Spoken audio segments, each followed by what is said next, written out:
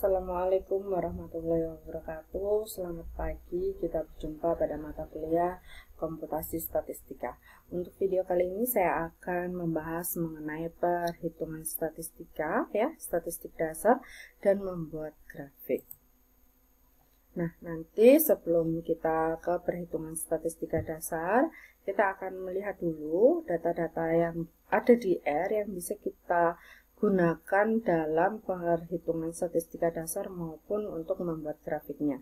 Setelah kita memanggil data tersebut, barulah kita akan melakukan perhitungan statistika dasar dan juga membuat grafiknya. Kemudian nanti dari hasil grafik tersebut, bagaimana cara menyimpan file grafiknya. Untuk akses built-in data di R, jadi R memiliki beberapa set data yang bersifat built-in. Built-in itu sudah disediakan oleh R. Umumnya digunakan untuk mendemonstrasikan beberapa fungsi pada R. Jika pengguna tidak atau belum mempunyai data yang hendak diinput. Jadi kalau kita belum punya datanya, di R itu sudah menyediakan beberapa data. Dataset apa saja yang tersedia dapat dilihat menggunakan perintah data kurung buka kurung tutup. Ini kita klik di konsol ya. Nanti setelah itu dieksekusi atau di enter, maka dia akan dieksekusi. Maka nanti di sebelah kanannya yang untuk plot dan lain sebagainya itu akan menampilkan daftar set data yang dimiliki oleh R. Ini contohnya ada R Passengers, ada PC Sales, BOD, CO2, dan seterusnya.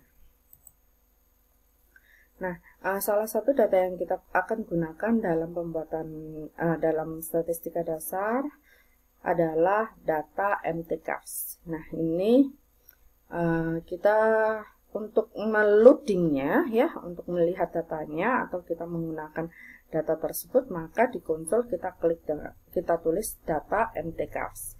Nah, nanti untuk memunculkan 6 baris pertama kita bisa menggunakan head. Jadi head itu hanya 6 data pertama saja. Data dari MTCars itu ada Mazda, jadi Mazda RX-4 sampai dengan Valiant itu adalah 6 baris pertama pengamatan tipe mobilnya ya. Jadi ini menunjukkan tipe mobilnya, kemudian ada beberapa hal yang diukur di setiap mobil. Itu ada MPG dan lain sebagainya. Nah, ada berapa variabel sebenarnya di sini? Ini kita bisa lihat di environment.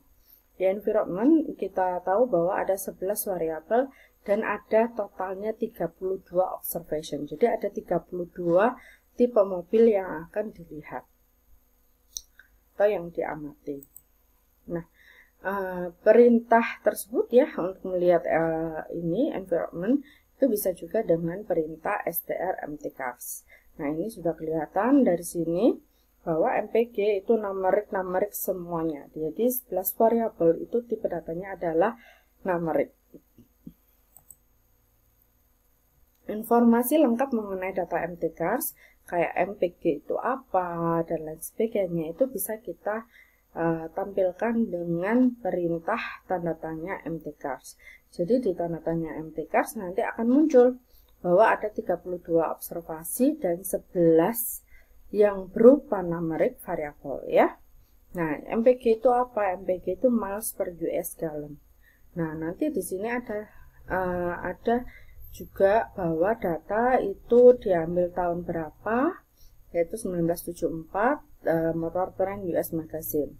Dan compressed fuel consumption, jadi ini adalah konsumsi dari bensinnya dan 10 aspek pada desain otomobil dan performanya. Nah, nanti ada 32 jenis mobilnya ya. Nah, ini adalah yang satu, ini adalah konsumsi dari bensinnya, kemudian silinder dan lain sebagainya. Ini adalah yang aspek dari desain mobilnya tadi, seperti itu. Ada transmisi atau manual. Sebenarnya di engine maupun yang di transmisi ini kan kita lihat dia adalah tipenya harusnya adalah faktor karena dia kelompok kayak gitu kan. 0 menunjukkan V-shape, 1 menunjukkan strike. Tapi karena angkanya 0101 dua-duanya untuk yang VS sama AM, maka dia akan dianggap numerik. Nanti kalau kita mau pindah ke faktor, kita bisa menggunakan as faktor. Nah, kita akan ke perhitungan statistika dasar. Masih ingat di statistika dasar itu ada tiga sebenarnya, ada 3 ukuran. Yang pertama pemusatan, yang kedua penyebaran, dan yang ketiga adalah ukuran distribusi. Tapi untuk ukuran distribusi kita tidak akan bahas di sini ya. Kita akan lebih fokus ke pemusatan dan penyebaran. Untuk pemusatan masih ada rata-rata, median, sama modus. Modus masih sama, nanti juga dia akan menggunakan modus. Kemudian penyebaran ada ragam, simpangan baku, ini ya perintahnya yang ini. Kuartil 1 dengan kuantil, dan dia pilih yang 0,25, kuantil 3 itu 0,75, min dan max. Min itu minimal, max itu adalah maksimum. Dan ada beberapa fungsi lainnya seperti jumlahan, yaitu sum, dan lain sebagainya. Kayak di video sebelumnya ada operator matematis yang bisa kita gunakan. Nah, function-function ini ya itu sudah bersifat built-in di R. Jadi sudah ada tanpa kita harus mengaktifkan library-nya. Nah, ini contohnya kita gunakan WT ya. WT itu adalah berat dari mobil. Nah, ini min, rata-rata dari WT, median, varian, standar deviasi, kuartil 1, kuartil 3, minimal, dan maksimal. Nah, bagaimana Bu kalau tadi kan sebenarnya data MTKers itu ada 11 variabel nih Bu. Tapi saya tidak mau Bu menuliskannya satu-satu. Masa saya harus menuliskan min WT, median WT, var WT, dan lain sebagainya. Nah, itu ada salah satu cara kalau kita mau otomatis, yaitu summary MTKers. Karena di summary MTKers itu ada semua variabelnya akan dilihat minimal, first kuartil, median, rata-rata, kuartil ketiga, dan nilai maksnya. Jadi kalau misalkan kita pengen tahu standar deviasinya, barulah kita harus menuliskannya satu persatu, yaitu SDWT. Seperti itu. Jadi ini udah menunjukkan ke 11 variabel. Tapi hati-hati kalau misalkan dia adalah tipenya kategori seperti VS dan AM, itu diusahakan tidak menggunakan min max tidak apa-apa ya. Minnya kita untuk tahu, minimalnya 0, maksimalnya 1. Tapi untuk yang seperti kuartil 1, median, rata-rata, dan kuartil 3 itu jangan kita gunakan. Karena lebih baik kita menggunakan berapa banyak sih kategori 0 dan berapa banyak sih kategori 1 pada VS ataupun pada AM. Seperti itu lebih berguna ya. Itu adalah pada data yang kelompok atau yang discrete. Kalau continue boleh silakan untuk melihat ukuran pemusatan dan ukuran penyebarannya. Nah, untuk macam-macam grafik nanti yang akan saya bahas pada video ini, ada diagram pencar, ada histogram, box plot, dan pie chart. Tapi sebelum ke 4 diagram atau 4 grafik ini, kita perlu ketahui dulu ada beberapa simbol yang bisa kita gunakan di R dan kode warna maupun ukuran teks. Untuk kode simbol, jadi kalau lingkaran ya, dengan tengahnya lubang, itu nanti dia adalah 1. 1 itu diletakkan di mana?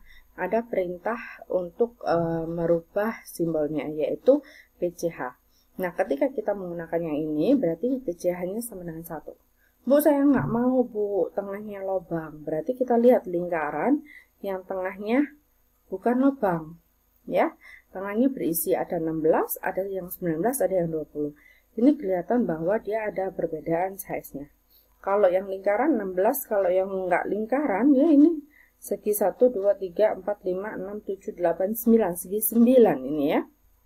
Itu adalah nomor 19 dan lingkarannya lebih kecil, agak ke atas mungkin ini ya. Itu adalah simbol yang 20. Seperti itu. Jadi mungkin perbedaannya kalau ini adalah outline-nya ada, fill-nya enggak ada. Ini fill dan outline-nya ada, ini outline-nya ada yang bold dan lebih tebal. Kalau yang 20 itu tidak ada outline-nya, hanya fill-nya saja. Seperti itu. Untuk kode warna silakan dilihat di sini, ada warnanya banyak sekali. Kemudian function yang bisa kita gunakan adalah call. Ya, color itu ada coloringnya berapa seperti itu. Kalau misalkan kita mau bikin warna ungu tua, ya kita bisa pakai dark magenta. Ini dark magenta yang ini ungu tua. Sedangkan warnanya bukan hanya ini aja, ada juga yang lainnya seperti ini. Ya. Kemudian untuk yang ukuran teks nanti kita bisa pakai function yang namanya CEX seperti itu. Tapi biasanya ada defaultnya yaitu 0,1 atau 1,5 itu adalah 50% larger dari yang biasanya. Jadi kalau mau lebih besar berarti 1, berapa. Nah kalau lebih kecil berarti 0, berapa. Seperti itu. Oke. Setelah mengetahui color, size, sama teks, maka kita akan ke diagram pencar atau scatter plot. Diagram pencar menampilkan dua variabel dengan wujud titik-titik, ya, titiknya itu digambarkan, di mana setiap titik menyajikan nilai variabel pertama yang berada pada sumbu X dan nilai variabel kedua yang berada di sumbu Y. Jadi satu titik itu dia akan melihat di X-nya berapa, Y-nya berapa, maka muncullah titik tersebut. Oleh karena itu, di diagram pencar, X dan Y itu harus diketahui dan dua-duanya itu merupakan skala datanya adalah kontinu, tidak boleh diskrit. Kalau diskrit nanti dia akan mengumpul pada suatu titik. Sedangkan kalau kontinu nanti dia bisa menggambarkan yang kayak di regresi. Jadi sebenarnya diagram pencar itu merupakan langkah awal sebelum mengukur suatu korelasi atau sebelum melakukan analisis regresi. Kenapa kok korelasi? Korelasi itu menunjukkan bahwa ada hubungannya atau tidak.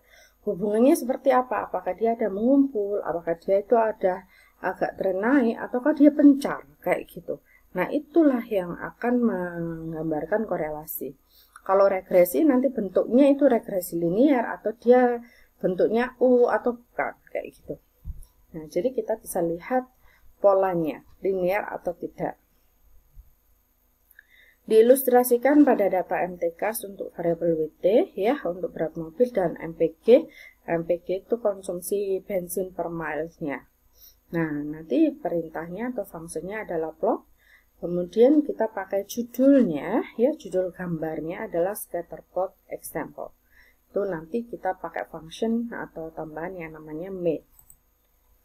Nah, kayak gini, X-nya WT, Y-nya MPG, sebagai X-lab-nya itu kan WT berat mobilnya, atau kita nanti kita X-nya itu yang di sini itu kita tulis dengan carb, Y-nya ini ya, itu adalah miles per galonnya. Jadi ini adalah konsumsi bahan bakarnya. Kemudian kita pakai yang 19. 19 itu apa? 19 itu simbolnya. Mari kita cek. Simbol 19 adalah yang lingkaran, tapi hampir mirip ke segi 9, ya. Lingkaran tapi nggak seberapa lingkaran kayak gitu. Oke, maka kita bisa pakai plot. Ini X-nya dulu, ini Y-nya. Kemudian main itu untuk judul, X-lab-nya itu untuk yang di bawahnya ini, ya. Y-lab-nya itu adalah yang ini. Kemudian PCH-nya untuk yang simbol yang kita gunakan. Nah, dari sini kita tahu bahwa semakin berat mobil, maka konsumsi bensinnya semakin banyak. Semakin banyak, tapi angkanya kok semakin kecil, Bu? Ya, karena miles per galon. Jadi, bahasanya itu kalau di bahasa Indonesia kan berarti kita bisa menempuh jarak misalkan ya 5 miles itu kita anggap dengan kilometer aja biar enak, 5 atau 10 kilometer setiap liternya, ya, dibandingkan dengan kalau beratnya semakin enteng, semakin jauh jarak yang bisa kita tempuh dalam setiap liternya. Oleh karena itu semakin berat mobil maka konsumsi bensinnya semakin banyak. Ini kelihatan bahwa trennya adalah linear dan menuju ke bawah, bukan yang naik tapi yang turun, seperti itu. Nah, jika ingin digunakan simbol yang segitiga tanpa ada isinya, ya, tanpa ada fill-nya, berarti itu nomor 24, silakan langsung ganti PCH-nya dengan 24. Maka nanti secara otomatis gambarnya pun akan berganti. Kalau misalkan mau simbolnya tetap 19 tapi colornya adalah dark magenta, ya sudah PCH-nya diganti 19 lagi, tambahkan col atau colornya. Maka nanti dia akan ganti gambarnya. Oke. Sekarang untuk yang histogram. Histogram merupakan tampilan grafis dari tabulasi frekuensi data dalam bentuk batang, ya. Tinggi setiap batang itu menunjukkan frekuensi masing-masing kategori. Nah, kategori itu nilai yang ada di sumbu mendatarnya. Nah, rentang nilai itu harus tidak saling tumpang tindih, ya. Harus intervalnya berapa sampai berapa, berapa sampai berapa dilanjutkan. Nggak boleh tumpang tindih. Digunakan bahasa tumpang tindih itu nggak boleh ada irisan, ya. Itu juga bisa. Nah, digunakan untuk memperoleh gambaran umum mengenai sebaran peluang dari variabel yang menjadi dasar pembentukan histogram. Diilustrasikan pada MTCars, kita gunakan yang MPG, tadi konsumsi bensin per mile-nya. Nah, itu digunakan perintah histogram, HIST. Nanti yang mau digambarkan itu yang mana? Kita lihat, nah dari sini kita membutuhkan informasi mengenai berapa kelas yang harus digambarkan. Kalau misalkan kita mau pakai 10 kelas, ya sudah, berarti kita menggunakan function yang namanya break. Breaknya kita definisikan 10. Kemudian mau diberi title KX-nya, kalau iya ya sudah tambahkan xlab. Terus apakah perlu judul gambarnya? Kalau iya, tambahkan main. Nah, karena di sini tidak ada ylab, maka secara otomatis dia akan muncul yang namanya frekuensi. Karena memang kan yang tinggi dari setiap batang itu adalah frekuensi. Seperti itu. Nah, dari sini, Bu, bagaimana Bu kalau misalkan tidak ada break sama dengan 10? Maka dia akan secara otomatis membagi datanya. Seperti itu. Nah, nanti dari gambar yang seperti ini, Bu, warnanya Pak abu-abu, saya tidak suka, mau saya ganti warnanya menjadi biru. Boleh dengan menambahkan col itu adalah biru, maka nanti dia akan ganti menjadi biru. Kemudian kalau misalkan tadi ini frekuensi of cars-nya, jadi frekuensinya siapa, kayak gitu. Ternyata banyak mobil, maka kita bisa tambahkan ylab-nya. Grafik berikutnya adalah box plot. Diagram yang menampilkan kumpulan data berdasarkan 5 statistik. Ada yang namanya minimum. Minimum itu terlihat di garis yang ini, ya. Garis yang ini. Ini adalah minimum. Jadi awal kali ada garis lurusnya itu minimum. Kemudian maksimum itu yang di terakhir. Kemudian ada median. Median itu ada di yang garis ini. Ini adalah median. Ya, median itu nilai yang tepat membagi data menjadi 2 bagian setelah data diurutkan dari nilai terkecil sampai terbesar. Kemudian ada yang kuartil pertama yang ini, ya. Nilai tertinggi yang dibatasi 1/4 bagian data urutan terendah. Kemudian ada yang kuartil ketiga atau persentil ke-75. Nilai terendah yang membatasi 1/4 bagian data urutan tertinggi. Selain minimum, maksimum, median, kuartil pertama, kuartil ketiga, itu juga ada yang namanya outlier. Ini outlier. Biasanya outlier itu memang ada di luar atau berupa titik di data yang paling kecil dan data yang paling besar. Seperti itu. Nah, oleh karena itu, box plot bisa digunakan untuk mendeteksi keberadaan pencilan atau outlier. Kemudian dia menunjukkan pusat sebaran, ukuran penyebaran dan derajat skewness pada data. Nah, pusat sebaran itu dilihat dari mediannya. Kemudian untuk yang ukuran penyebaran itu kan kelihatan dari sini. Dia itu lebih banyak yang di sebelah sininya median atau sebelah sininya median. Kemudian derajat skewness. Nah, nanti ketika kotakannya ini dibagi dua oleh median sama persis antara kanan dan kirinya, maka itu tidak miring tidak miring kanan atau miring kiri. tapi benar-benar terbagi dua. Jadi pas kayak gitu ya. Tidak miring ke kiri dan miring ke kanan. Kalau seperti ini berarti dia miring ke kanan. Seperti itu. Kemudian menunjukkan perbedaan ukuran pemusatan dan penyebaran antar populasi. Tadi sudah tahu pemusatannya median, penyebarannya adalah dari Q-nya. Box plot itu diilustrasikan pada MTCars, kemudian untuk datanya adalah MPG. Jadi untuk box plot maupun histogram itu sama-sama untuk data yang kontinu, tidak bisa untuk data yang kategori. Nah, di histogram pun juga hampir mirip dengan box plot. Dari sini kita tahu bahwa dia itu lebih dia ukuran pemusatannya masih belum kelihatan ya. Tapi pemusatannya pasti di antara 15 sampai 20 sini, dan juga untuk keruncingannya tidak seberapa runcing. Untuk miringnya juga dia bisa, kita tahu bahwa dia adalah normal ya, tidak miring ke kiri maupun miring ke kanan. Nah, sekarang untuk yang box plot, bagaimanakah untuk menggunakannya? Nanti satu box plot itu untuk MPG, fungsinya adalah box plot. Kalau mau menambahkan judul berarti kita perlu menambahkan main. Kalau informasi pada sumber tegak itu kita gunakan YLab. Nah, hasilnya box plot MPG berarti box plotnya aja. Tapi kalau misalkan nambah main, berarti title ini YLab-nya itu adalah yang ini. Nah, seperti ini.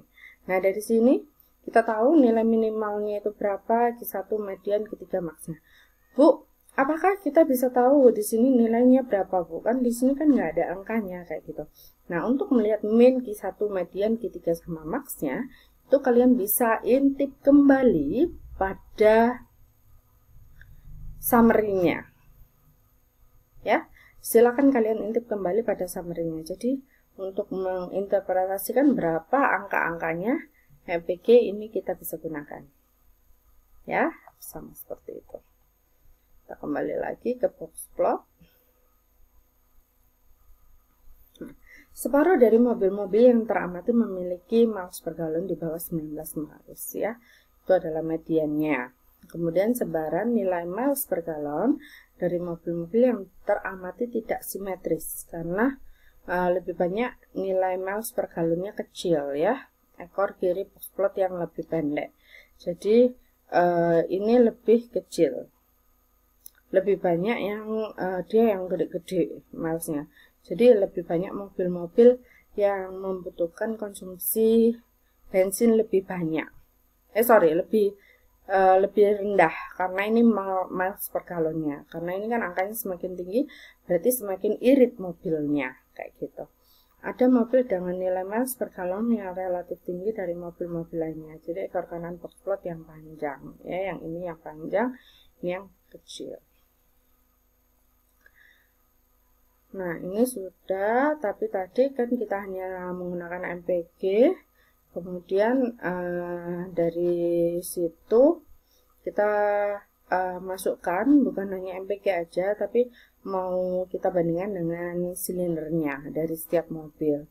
Nah, itu bisa kita lihat bahwa silinder itu kan ada 4, 6, sama 8. Nanti kita gunakan perintahnya mtcars.cylinder, silinderlah yang kita gunakan sebagai pemisahnya.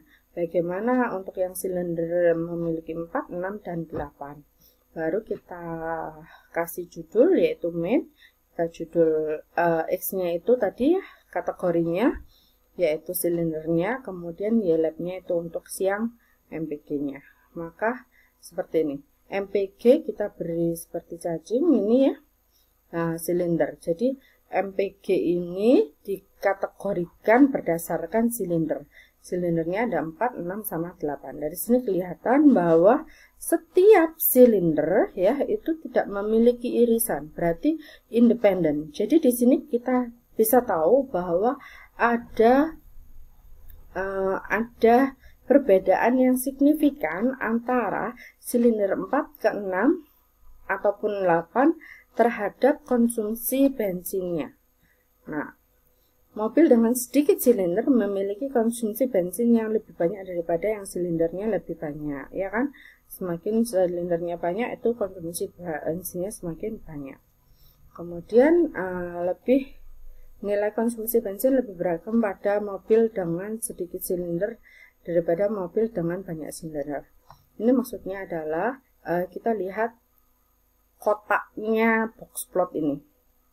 Semakin dia lebar, maka dia adalah semakin beragam.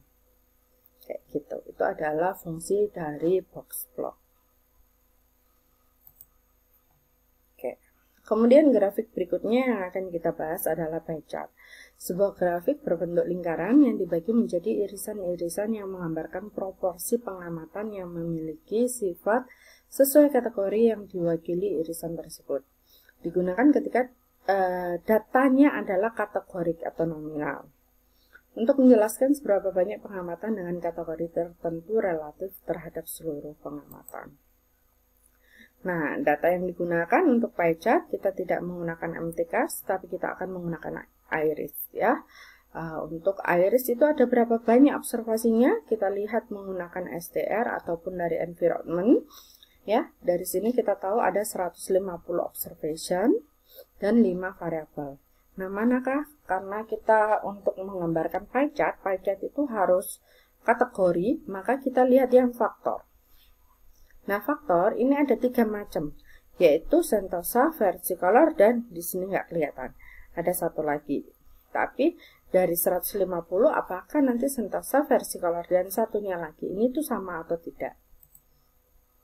Nah, ternyata kalau kita mau melihat ini tuh apa satunya, kita bisa aja dengan cara level, kemudian datanya iris, variabelnya ada spesies, kita tengah-tengahnya kasih dolar, seperti itu. Ternyata ada 3 ya, sentosa, versicolor, satunya adalah virginica.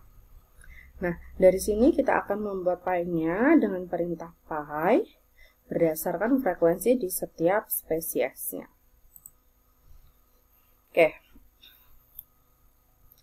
Vektor karakter yang berisi nama di spesies kita namakan label, berarti label itu adalah level dari iris untuk variabel spesies, yaitu tadi sentosa, versicolor, dan virginica. Baru nanti kita bisa mengetahui ada berapa banyak sih sentosa, versicolor, dan virginica. Berarti kita gunakan adalah sum ya. Sum datanya iris spesies yang sama dengan sentosa. Ternyata ada 50 ya. Hati-hati di sini. Apakah bisa, Bu? Kan harusnya count if kayak gitu. Count if kan ada di Excel, tapi kalau yang di sini nggak bisa. Jadi sesuai dengan levelnya, harus ini adalah variabel spesies yang dia berupa faktor kayak gitu. Barulah kita akan sama dengankan dengan sentosa. Nah, dari sini kita tahu bahwa sentosa, versicolor, dan virginica memiliki nilai yang sama, yaitu 50. Berarti adil untuk setiap spesiesnya. Nah, untuk menampilkan gambarnya ya, tadi kita jadikan satu dulu frekuensinya, yaitu FR. Setelah jadi FR 50 50 50, berarti kita bisa membuat pie-nya dengan pie kurung buka FR-nya tadi frekuensi, labelsnya. Maka hasilnya akan seperti ini. Kemudian kalau mau menambahkan judul, kita tambahkan dengan main. Kemudian kalau misalkan tulisannya tadi kebesaran, Bu, ini kan besar sekali, kayak mau dikecilkan, berarti 0,75. Masih 0, berarti ukurannya adalah lebih kecil. Ya, ini adalah hasilnya. Kemudian kalau warnanya saya nggak mau gitu, Bu, mau yang lain gitu. Boleh, dengan colornya adalah rainbow. Jadi rainbow, kemudian jangan lupa untuk length dari tabel. Jadi rainbow itu mau diambil berapa warna, itu adalah length dari tabel. Length itu adalah banyaknya label. Tadi banyaknya label adalah 3. Jadi rainbow diambil 3 saja ya. Nanti yang diambil apa itu tergantung dengan yang pilihan dia. Ini ada apa aja selain rainbow, silakan kalian cari atau lihat di Air Documentation. Untuk color pada pie itu ada apa aja. Oke, jika ingin dicantumkan frekuensi setiap spesies, kan biasanya ini kita nggak tahu nih ya. Biasanya pie itu kan lebih enak kalau dia dalam bentuk persentase. Maka kita akan buat dulu persentasenya, yaitu dengan per, untuk persentasenya adalah round dari 100 kali frekuensi dibagi jumlah dari frekuensi yang pertama. Maka ini adalah persentasenya. Round itu digunakan, ya, round 1 ini digunakan untuk melihat satu digit di belakang komanya, ya, membulatkannya. Satu digit di belakang koma, satunya ini. Jadi kalau ini 3, berarti ini ada 3, 3, 3, seperti itu. Nah, kemudian per itu yang digunakan sebagai labelnya. Jadi nanti di situ supaya ini kan masih nggak ada tulisan persennya, nanti kita tambahkan. Jadi FR itu frekuensi, kemudian pace per, koma, kita tambahkan persen.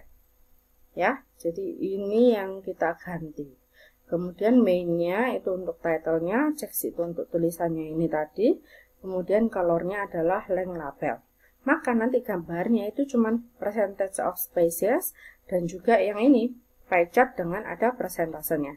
Bagaimana Bu untuk membuat legendnya? Setelah ini di enter, maka kita tambahkan satu function lagi yang namanya legend. Legendnya ditaruh di top right, kemudian label, ya, labelnya kan yang sesuai dengan ini tadi, Sentosa, Versicolor sama Virginica. Fill-nya adalah rainbow, kemudian length label. Jadi fill-nya ini antara yang punya pie dengan punya legend itu sama. Checks-nya kita buat yang lebih kecil lagi, yaitu 0,5. Hasilnya seperti ini. Oke, nah itu adalah yang dari kita menggunakan function pie. Ada juga yang lainnya yang memang lebih banyak biasanya digunakan adalah menggunakan ggplot, ya. Library-nya kita aktifkan dulu, yaitu ggplot 2. Kemudian di ggplot itu langsung aja ggplot kurung buka, datanya adalah iris. Kemudian AS ini untuk yang melihat X-nya, ya. X-nya ini kita biarkan saja. Fill-nya adalah sesuai dengan faktor. Faktornya adalah yang spesies, maka ini faktornya itu ada 3 nanti fill-nya. Kayak gitu. Ya. Kemudian geombar position fill ini mungkin ditaruh sini atau ditaruh dalamnya ini tadi. Kemudian geomtext-nya itu label scales persen. Jadi ini harus penulisannya seperti ini labelnya. Sales persen count sum count, ya. Ini berguna untuk menuliskan hasil persentasenya. Jadi yang 33% inilah, ya, yang geomtext-nya. Jadi ini dihitung dulu, kemudian di persentase. Nah, nanti di persentase itu makanya di sini hasilnya adalah ada persennya. Kemudian statnya harus count, tetap harus count karena count ini kita bisa ambil dari yang sebelumnya. Maksudnya sebelumnya di mana, Bu? Kita karena di sini faktor spesies, maka dia akan selalu menghitung count. Count ini butuh untuk dimasukkan di sini. Nah, ini kan ada count, kemudian sum count. Nah, oleh karena itu statnya ini harus count, kayak gitu. Position fill features adalah 0,5, jadi posisinya ada di tengah-tengah, kayak gitu. Kemudian koordinat polar Y start 0, jadi mungkin ininya adalah startnya adalah 0 di sini. Nah, untuk beberapa chart yang lainnya atau grafik yang lainnya, itu silakan kalian lihat ada di YouTube saya, yaitu dengan judul Statistika Deskriptif dan Metode Visualisasi Data. Ini link YouTube-nya, gambarnya seperti ini. Oke, dari pembuatan grafik tadi kita harus bisa menyimpan filenya. Nah, caranya salah satunya langsung dari panelnya tadi, ini gambarnya, ya. Kemudian plot, export, kemudian bisa kita mau dua yang mana. Biasanya yang paling banyak itu adalah save as image. Karena nanti baru dari suatu image tadi kita taruh di MS Word. Baru MS Word kita bikin laporannya, baru kita ubah ke yang PDF. Seperti itu. Nah, atau nanti kita bisa juga melalui perintah di session atau di konsolnya itu dengan PDF kurung buka airplot.pdf dan sebagainya, ini sesuai dengan formatnya yang mana. Nah, misalkan grafiknya tadi dengan nama apa akan disimpan dalam bentuk PDF, maka perintahnya PDF py.pdf, ya. Kemudian blok perintah pembentukan grafik dev-off, kayak gitu. Jadi ini adalah penulisan sintaknya. Contoh penyimpanan pie chart terakhir pada session diketikkan kayak gini ya. PDF dari pie.pdf ini nanti nama filenya. Kemudian pie-nya itu apa tadi. Kemudian nambahkan legendnya. Jadi kita harus nulis dulu apa yang mau kita PDF-kan dan nama PDF-nya. Baru kita membuat grafiknya. Jangan lupa karena ini kita menggunakan yang persen tadi, maka kita butuh yang namanya legend. Nah, setelah legendnya sudah, baru kita dev.auth kayak gitu. Nah, kalau sudah itu semua di blok semua dan di running ya, maka nanti akan muncul folder directory yang mau disimpan itu di mana. Nah, itu yang bisa kita lakukan dengan yang lainnya. Jadi, kalau mau nyimpen yang lainnya tinggal ganti yang line kedua dan ketiga ini ya untuk pembuatan grafiknya. Sekian dulu untuk video perhitungan statistika dan pembuatan grafik. Jangan lupa untuk like dan juga subscribe. Bye-bye.